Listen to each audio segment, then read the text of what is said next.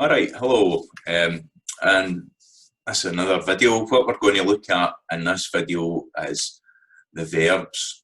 So we've got main verbs that we're looking at. Verbs are action words, something that's happening, something that you're doing, something that happened, that kind of thing. And verbs, we've got a couple of extra verbs that we're going to look at here, the auxiliary and the modal verbs. And these are verbs that have got a special function within sentence formation. But we're going to start off looking at plain verbs, and we'll have a look at that. And then towards the finish, the inner end of this, we're going to have a look at adverbs. So these are the other main parts that make up sentences, other than nouns. We've been looking at nouns, so that's the names of things, and verbs are the words that we use to talk about an event, something that's happening.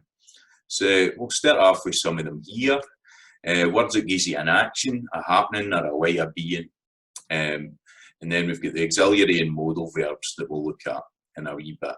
And they help us to express tense and mood and voice and things like that. Other things that's going on in terms of how we do things. So verbs, we'll start off with them here.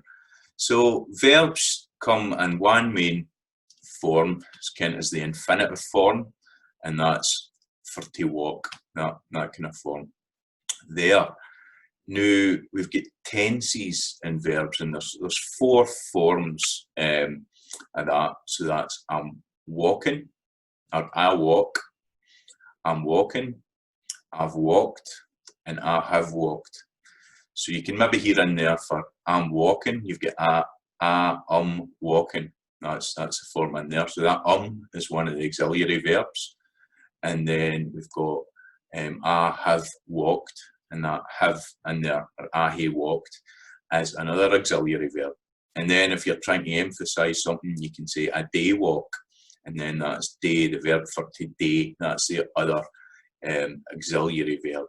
And we'll have a wee look at that after having a wee look through the forms of the verb. So we've got the present tense, I walk, the present participle, so that's if you're actually doing something, you're in the act of doing it at the time, so I'm walking. The past tense, I walked, so it's something that happened, occurred in the past, and then you've got the past participle, I have walked, so that means it's something that you have done in the past, so it's an activity that you're ongoing with that. Now, the present form, or the infinitive form, it takes different endings, or the word changes as you go into these different tenses. Same as in English. English has got the four main forms of that. What Scots varies in is the type of endings that you get in this and the way that it behaves. So often what you understand, what you can about English, will not necessarily tell you how the Scots verbs work. So you have to kind of look at them. So the basic pattern is that the present tense is the same as the infinitive tense, right? It's just a bare form you've got there. Then you've got the present participle, so I'm walking, and that takes the IN ending. So you put that, mostly, you put it onto the bare verb. So walk takes walking. And the thing you realise about that is, if we think back about the sounds we were making, the sounds that make Scots up, we've got these three nasal consonants, and at the back of your throat. And in Scots, we use the in form for the past participle, and we don't use the ing form. So spelling it with an IN apostrophe isn't quite right. It's just IN. So we just tend to use the IN ending for that. Then there's the simple past form, and this is a wee bit footery in terms of that. It generally takes like three endings. It, T, and ED, the same as English. There is the other form, IED, that exists when it follows in English. This is a feature of English when it follows a Y or an IE ending. So like to marry in English becomes married, and you hear that E sound in there. Historically, that's no a big part of the past tense in Scots. You would say merit or merit.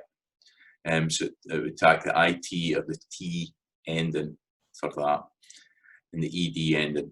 Now, when we're thinking about these, there's style guides for writing.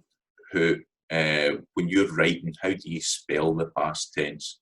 And generally, if it's a word that ends, or it's the base of the verb ends in a P, B, T, D, K, or G, you'll tend to put the IT ending on it. If it ends in a Y, you'll put the IT, or a Y or an IE, you'll put the IT end on it. You'll put the T on the end of most other consonants, and the ED at the end of everything else. That's the kind of writing style, but it doesn't really reflect how we pronounce things. So if you think about in English, I walked in English, the E is silent. So often this I and the IT is silent. So if you ended it with an IT for walked, you're not saying I walk it, you're saying I walked. Historically, that would have been a full syllable in a lot of words. But often nowadays it's just the kind of plain T.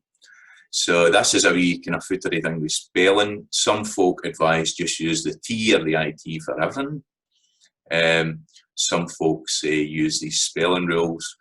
But when you're listening about how we actually pronounce these words, they can be quite different here. I think I gave the example of the verb to text somebody on a phone. The past tense of that in English generally is texted. In Scots, you'll get all these forms. You'll get text it. You've got a text them, which is just taking a double T. I texted them. And then that married form, the IE ending for English, comes in and attaches to some Scots words and all. So you'll get a texted. So some folk will say I texted. Some will say I texted. Some people say a text. Some folk will say I texted. So you've got all the four endings that exist in the spoken language, and you'll see that in the written language. As we go through these examples, I'll speak a wee bit more in detail about how that works. But that's your simple past. Let's get a IT, T, or an ED ending. And then you've got the past participle. So that's something that you were engaged in doing in the past. And that's has the hey support. So I have walked. But in a lot of words, it takes the EN ending. So in English, you've got this. So I gave becomes I have given.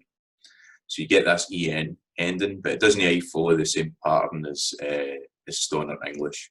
And Scots, it can be halfway different. Now, if you're taking new words in, generally the past participle will only take the simple past form. So that's EN ending doesn't really get added to new verbs as we acquire them and as they enter into the language.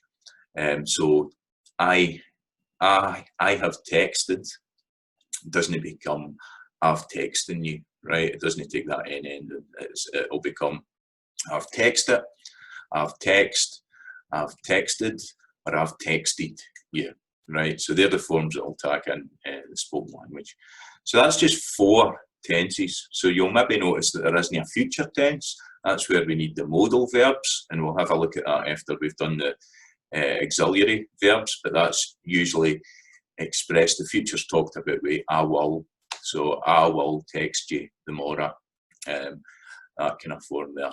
But the bare verb, the verb itself, just takes the 4 forms, and that's how we need the modal verbs and the auxiliary verbs to help us express more things about the verbs.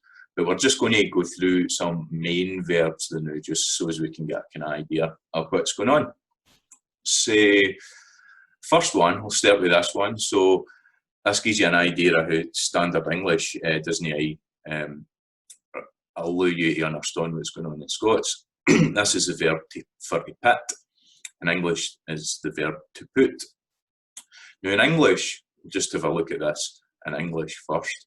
So it's I put, I am putting, I put, and I have put. So you hear that put is the exact same in all the forms. But in Scots it's different. So it's I put, I'm pitting, I put is the past tense. In some dialects, folk will say I put it down. And then you've got I have pitting. I have pitting. Now for me, when I'm talking standard English, I really feel like I've got to say I have putting it down. But that's wrong. But in Scots, that's the right way to say it. I've putting it down. So that's pit. So it behaves kind of different. Then you've got gie, for to gie somebody something. So that's I gie, I'm gieing. Notice the spelling here, G-I-E-I-N. In the past is different. So in English it's I gave. In Scots it's I gied. And then the I have gien, or sometimes folk will use the past there. So you'll say I have gied you that already. I've gied you that already. So that would be the form that's in there. So often you'll get, there's no one right way to do it here. So you can pick the one that you use based upon how you speak in your own Scots dialect. You've got that. Here's a simple one: nipped, nip, to nip something. I'm nipping, I've nipped, I nipped, I've nipped. So you hear how that's pronounced, nipped, rhyming like it's kind of like apt. The sound there, the P onto the T, nipped. Other forms you can maybe have nip it. Some folk will have it in that form. This is spelled here with ED, just to kind of give you an idea that sometimes this doesn't serve the pronunciation half a wheel. Then you've got jag, to give somebody a jag, to get something that's jaggy. A jag, it's jagging. I jag it, or I jagged, I've jagged. I would tend to say I've jagged. So that's like a silent I in there. So that's you need to think about that if you're reading Scots poems or songs or something like that. Is it a silent past tense you've got in there? Now, when there's an L, when a word ends in an L sound, like fankle, something kind of interesting happens with the pronunciation, and you only find this in the spelling. But what I've done here is I've changed the spelling. So you get fankle, fanklin, fankelt, and I've fankled, right? So what's happening there is fankle, fankelt, it's taking the I form and putting it before the L, so it makes that merry a full syllable, and then the T goes onto the L, so fankelt, you've got that in there. So it rhymes with the word kilt, fankelt, fankelt, but it's an unstressed syllable again, so it's not a full rhyme. Then you've got a word like burrel, and that's got that wee sleekit vowel in there. Burrel, that sounds like a 2 syllable. Burlin, so you'll notice that becomes just 2 syllables. It's not burrelin, it's burlin. That wee sleekit vowel disappears because it's got another vowel to attach to there. So burlin, and then burrelt. So the sleekit vowel comes back in there. Burrelt, and it kind of takes the same role as this I that comes in fankelt, burrelt. Then I've burrelt in the past tense. So you're seeing that these simple past and past participles are often the same here. Footer. Footer absolutely takes the plain T. So you've got footer, footering, footered. I footered with that. I've footered with that enough, right? So footered, it's just RT, just a plain one going on to that. Ends, words that end in ends tend to take the T form. We've got ken here. This is one of the 12 words, the 2 words that's in Glasgow dialects. It's East Coast. It isn't East Coast, it's just I've been using in Glasgow. You can use it if you want, just like any word, you can just tack it into your language there, ken. It's used all over Scotland, apart from a couple of Glasgow and roundabout Glasgow dialects. So it's no an East Coast word, it's just a Scots word that's fairly a use with folk, although you'll still hear folk saying, "Are you on my ken?" and folk will understand, "I dinna ken," things like that. So you've got ken, kenning, I kent, I've kent. So that's the kind of forms of that. Now, the next one is about the most complex verb that's going on in Scotland and Scots, because there's quite a few forms going on with this. It's the most irregular one, but it's a really common one. So the more traditional form of this is the verb for to gae in English, to go, right? And for to gae, the kind of traditional forms of this is I gae, I'm gone, and you see that it's not got the I in that spelling. I'm gone. I've gaed, and I have gain, right? So that's the forms that you'll get, and that's the more traditional forms of Scots. Now, a lot of dialects say, "Oh, I'll not say gae, I say go," but they don't. When you look at the grammar of how it actually works, you find out that what folk are doing is they're contracting the vowel right away, and this isn't Glasgow dialect, it's in my own Dunbartonshire dialect, and it just becomes a g sound. So you need to have that. So I get down the road, I go up the stair, so it just becomes a g sound rather than the full gae or go, and it's probably a kind of compromise thing going on there. So I'm going down the road, I'm going down the road. So usually folk will say going down the road, that kind of contracted form there. And where you really find out that folk are actually using a Scots thing is you get these contracted forms here. So folk will say, "Aye, I get to him want to see us up the road," right? So folk will say, "Oh, I get down the road, I get up the stairs." And then the past tense, you'll hear this. It's got the gain form, but it's also got the simple past in there, I know. So you'll hear folk, "Aye, I've got up the road and seen him," right? I've gone up the road and seen him, right? So you'll hear both of the forms. And then under the influence of the English verb to go, I go, I'm going, I went, I have gone. Went comes in, and you'll hear this for the simple past tense. It's used, I know, this verb is used to introduce speech where it isn't in English. So folk will say, "Oh, I went to him, how you doing?" Right? So it's used to introduce speech. In English you would say said. I said to him. So I went to him, I went up the road, I went down the road. And this, again, like the pattern that's going on in Scots, the regular form, it goes into the past participle. So in English, where it would be I've gone, or in more traditional Scots, I've gane or I've gin, it becomes I've went to him, or I've went up the road last night.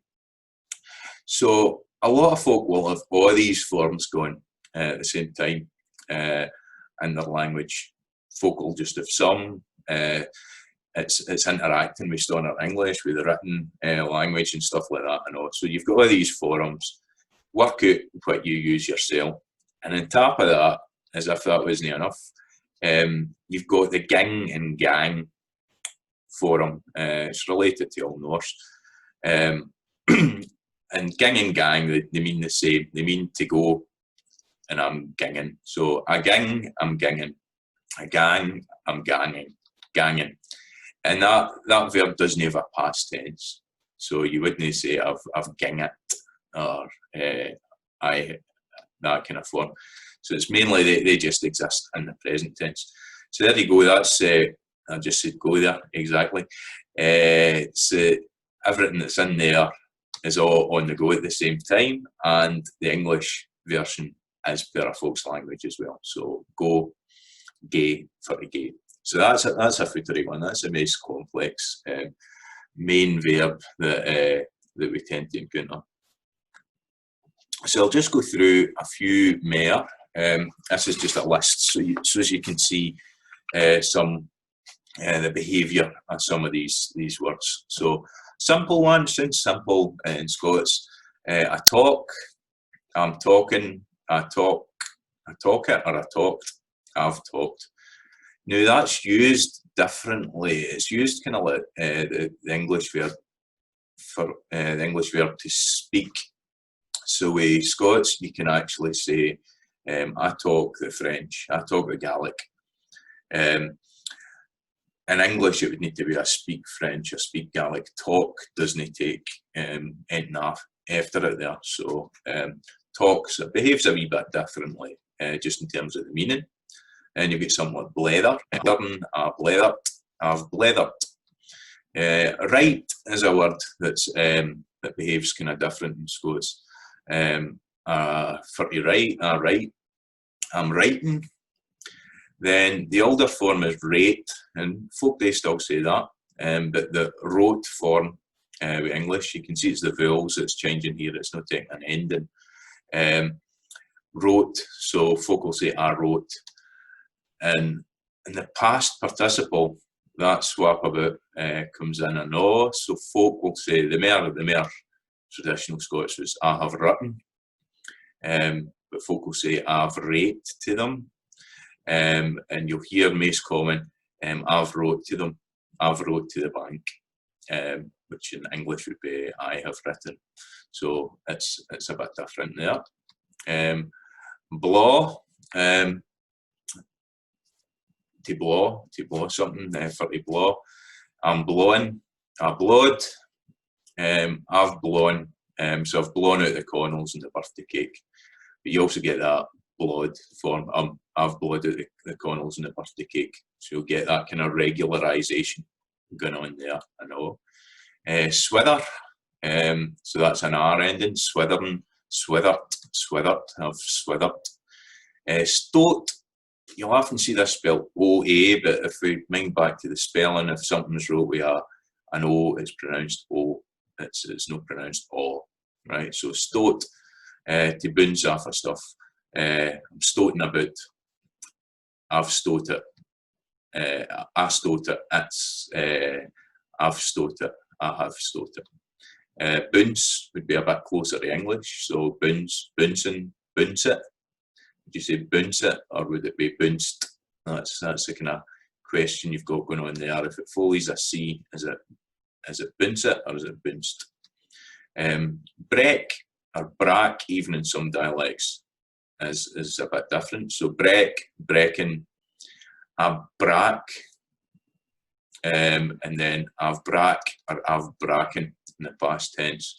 Now this is a bit like rate and wrote, where the standard English comes in as the word. So folk will say broke, but they'll use the underlying Scots grammatical convention. So folk will say, I've broken my arm. Sorry, I've broke my arm.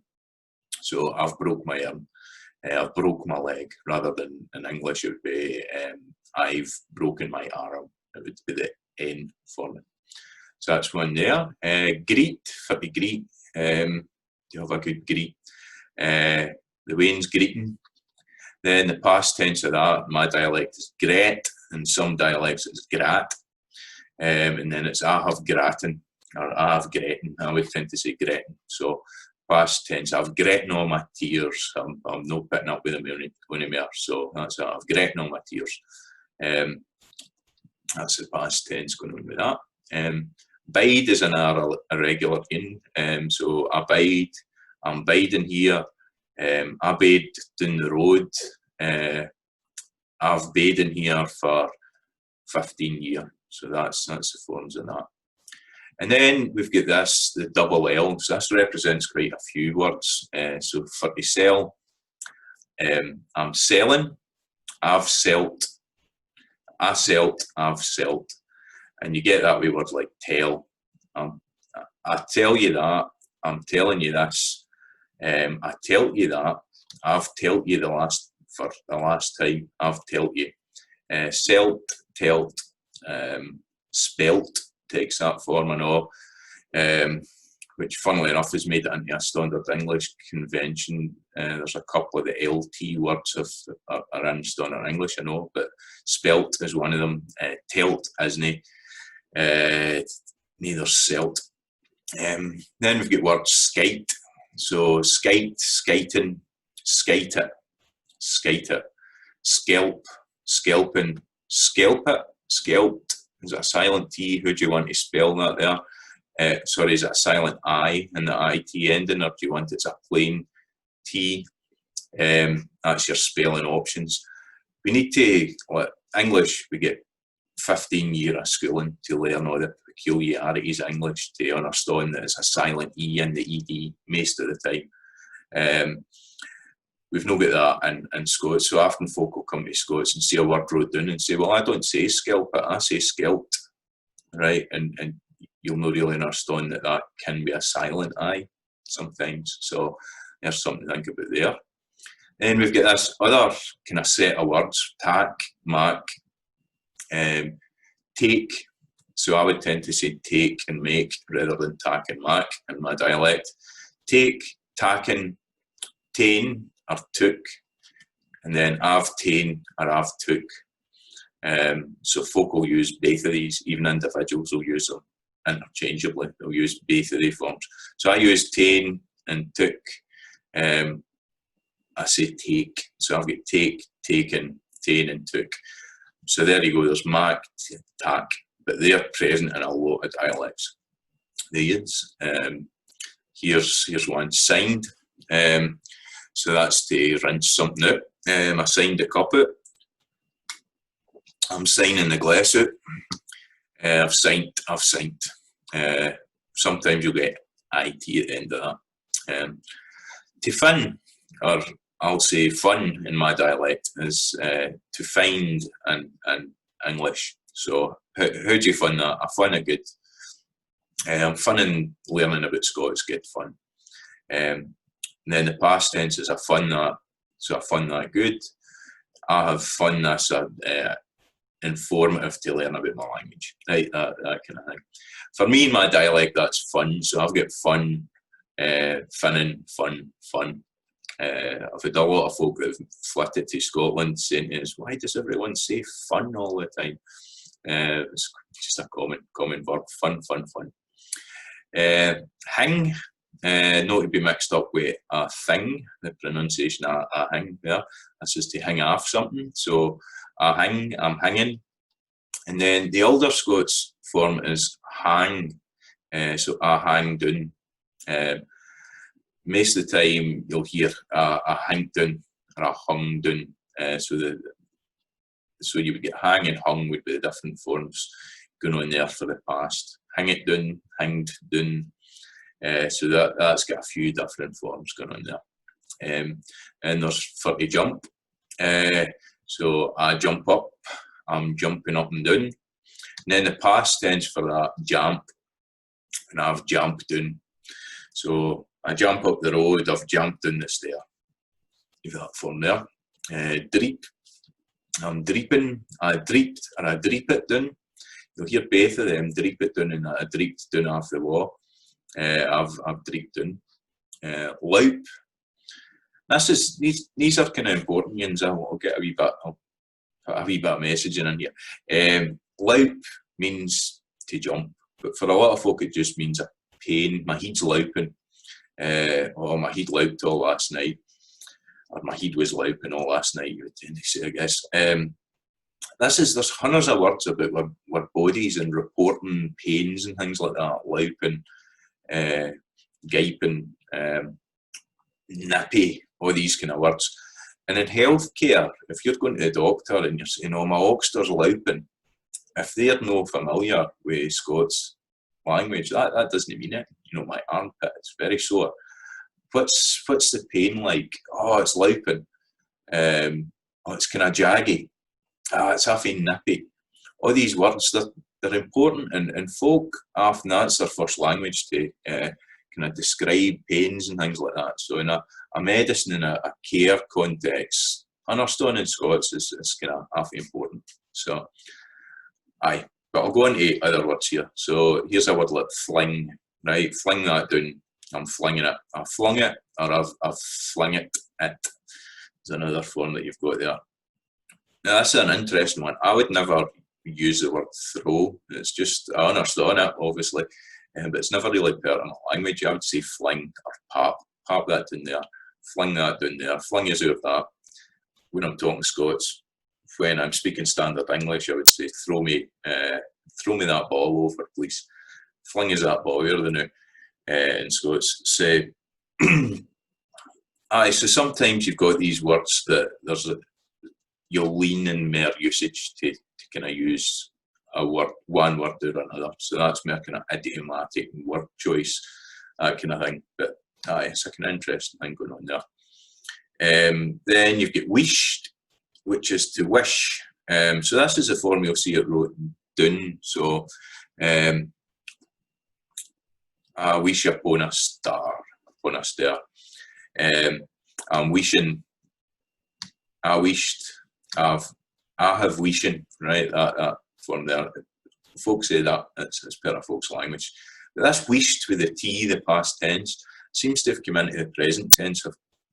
I know, because I would say this most of the time when I hear it, folk will say, oh, I wish Donnion would shut up, right? Or I wish Don would, I wished you would come round and see me more, right? It's always wished, which is different from wished, which has got that unvoiced WH sound. But I wished she'd wished, right? So the present tense seems to have taken on a T there. And then I'll finish off with this one. This is for to use, right? For to use. In a lot of dialects, this becomes yaise, and people want to spell it Y-A-I-S-E. I use, I'm using, I've used, I've used. So that takes that form. This is the UI is the kind of pan-dialectical spelling here. So that's if everybody, if we're all want to use the same spelling system, or as it speaks all the different dialects of Scots, this is the kind of spelling you want to use for that. So that's an example of a rally of verbs. And as we see, we've got 4 forms: present, present participle, past, past participle. And the present needs it needs the verb to be in order to help it out, and the past needs the verb to hae for to hae to help it out. And we'll just have a wee look at these auxiliary verbs. So these auxiliary verbs, they help out other verbs, but they exist as main verbs themselves, right? So you can say, I'm happy. I have some money in my pocket. I have no money in my pocket. I do the dishes. I do. But then they come in to help. Help verbs like I do like that, right? So the main verb there is like. So I do like that. I'm liking that. I'm liking that. I've liked that. I have liked that. So they're not behaving as main verbs there. So what we'll do is we'll just have a wee quick look at these. So the verb for to be has got a rally of different forms on it. So you've got we are, ye are, yous are, they are, he, she, it, is, and they are. So we've got that form. Usually that's contracted. So it's we are, you're, yous are, they are, he's, she's, its, and theirs, they are. So you see it takes is, are, and forms there. Now often you'll see these wrote down in kind of standard English spelling, and are. And that's what we fun with these kind of wee footery grammatical verbs. Sometimes folk will tend just to use the standard English ones, even when they sound different between Scots and Scots Standard English. So we've got that there. So are, yous are, like that. And then we've got the negative form. And the negative form takes this thing, this no particle. So am, no. In English, it's not. In the north of Scotland, it tends to become, or the northeast, it tends to become nay. So am, nay. I guess before I go on with this, I'll mention this amar form. So if you're being emphatic, and particularly in central and west Scotland, you would say amar rather than so you would say amar, amarne, amar, amarne. You get that form there. So we'll see that with this negative form here. I know. So you've got the plain one where it's am no or am nay, we are no, ye are no, yous are no, he, she, it is no, and they are no. So that's the kind of negative form of these. So these generally, and in particular the nay form, so am no, we are no, yous are no. So that's a contraction, the same as this here. And then we've got the nay form, or in Dundee and north of that, it becomes na. And in more historical writing, you'll see na being the form there, na. So am a omne, or am orne. Now this form here, that'll only go into auxiliary and modal verbs. Main verbs don't take that. So you wouldn't say I like ne you, I run ne up the road. It doesn't take that. It only goes on to auxiliary and modal verbs. So when I'm talking through all these, I'll give the negative forms and all. So a omne for the emphatic am orne, we orne, ye orne, yous orne, they orne, he, she, it is ne, they orne. So that's the forms that it takes there for the present, the simple present tense. The simple past, we get was, and this is a wee bit footer here. So I'll not go into the full ins and outs here, but I'll just say that some folk in some dialects use this form here. So I was, we was, you was, yous was, they was, he, she, it was, they was. They'll just use that, and were isn't part of their language. Now this is under Stoner English, this is kind of influenced how folk speak. So some folk will say I was, we were, you were, yous were, they were. He, she, it was, they were. So you'll hear often, even in individuals, this will jump about between were and was. We was doing that. We were doing that. So that's simple past tense. So this is a kind of contact thing where folk will use both forms. Here was a lot more common in the negative form, funnily enough. So I was no, we was no, you was no, yous was no, they was no. We were no, you were no, yous were no, they were no, they were no. So that's he, she, it was no. Comes in there as that other form. So some folk will just only use that, some will mix between were, some will follow the pattern of Stoner English grammar and use all these forms and no use the ones that correspond there. In the negative form, wasna or wasna, I wasna, we wasna, we werena, you wasna, you werena, yous wasna, yous werena, they wasna, they werena, he, she, it wasna, they wasna, or werena. So work out how you say that and listen to folk and see, do they say we wasna, we werena? I would say we wasna. We wasn't thinking of doing that yet. You weren't going to do that, were you? So I would tend to form it that way. So for me, it kind of jumps about between them. So that's a simple present and a simple past forms. That's verb for to be.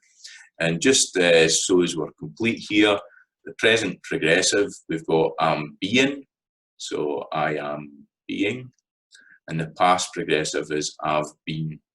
Been comes in, taking a work as an auxiliary verb, I know.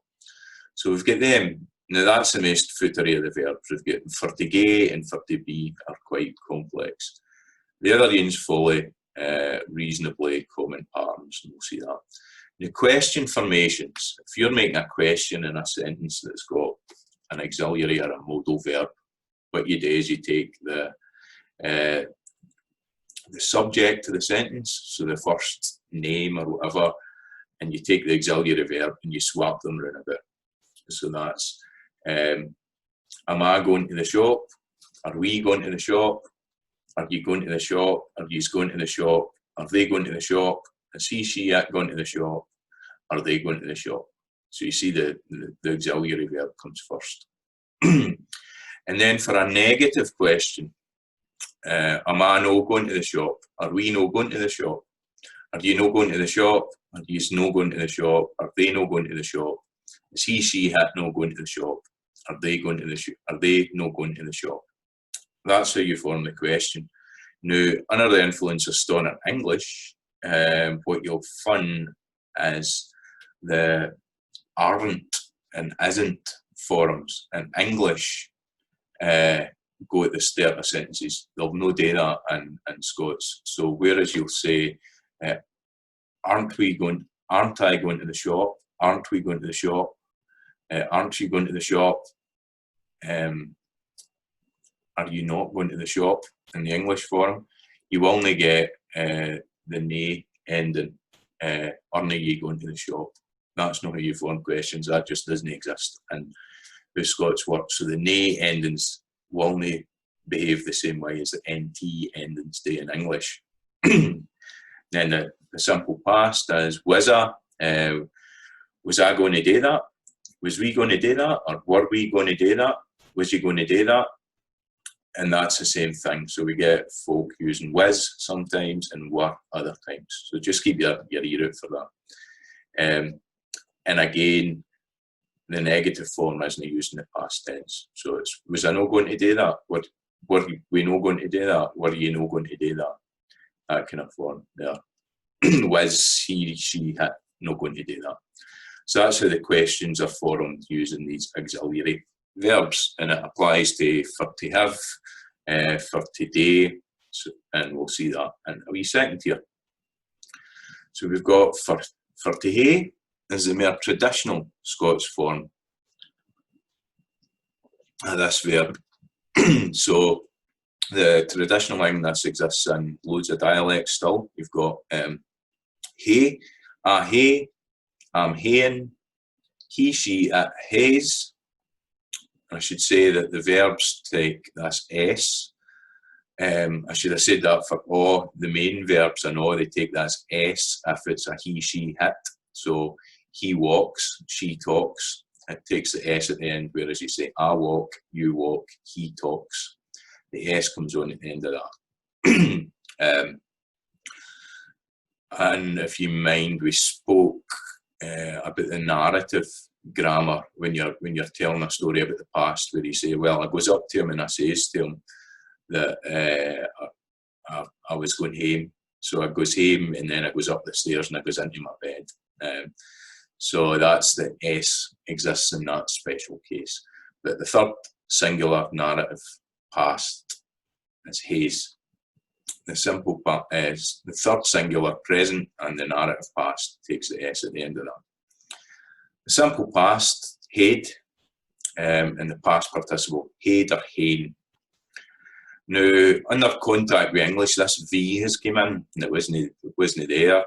So the V has come in. So you get have and have forms. So you get I have, I'm having my dinner, I'm having my dinner.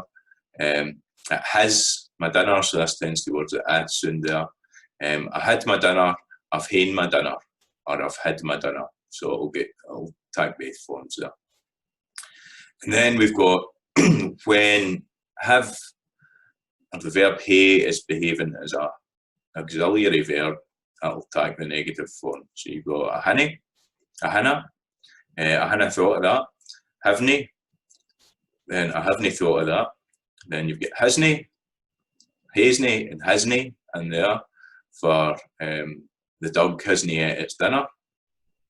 And then hadn't for the past.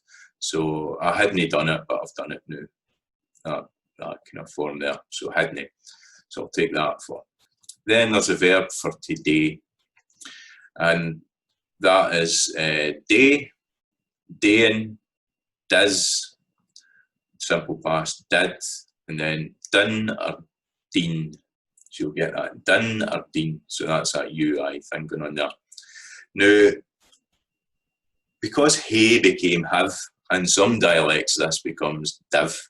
So you say I div, I'm divin, a divs. So that at divs. So you'll get these forms existing, I know, with a V form, and that's because folk think have thought that if he goes to have, they must go to div, and then it's just been done by that many folk that it's became part of their language, part of their dialect. So you've got the div form there, I know. And then the negative forms, and this is where the kind of Glasgow one, this is another interesting one, like Ken, where dinny has disappeared for the Glasgow dialect. Now, dinny isn't an East Coast thing, it's all over Scotland. It's all over Scots, dinny.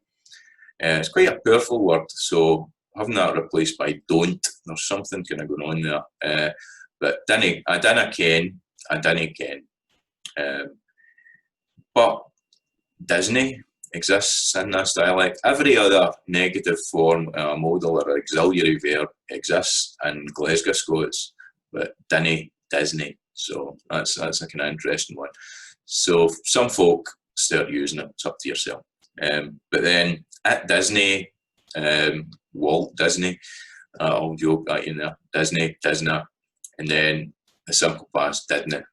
I didn't do that. Sorry, I didn't do that. That kind of thing. So that's the basic forms were auxiliary verbs. And this is how we use them to express more tenses than just simple past and simple present. So this tab for their present, if you're talking about the present.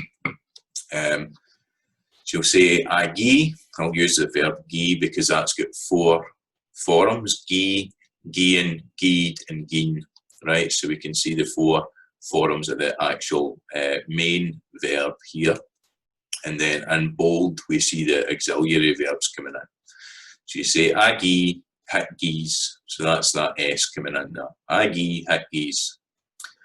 Then if you're talking about something that you have completed in the present, you say I ha gien, so I have given him the money that he was due.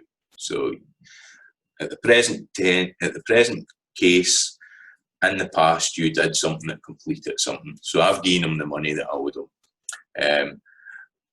It has given me the bone that it was going to give me, the dog, if you're talking about the dog, right? And then there's a present continuous we've seen. So it's given, you are given, it is given. So that's a form there. So that's something that's ongoing. And then if you've just finished something at the minute that you've been doing, you've got I have been given, I have been given, you have been given. So it becomes have been given. So we use that present continuous form.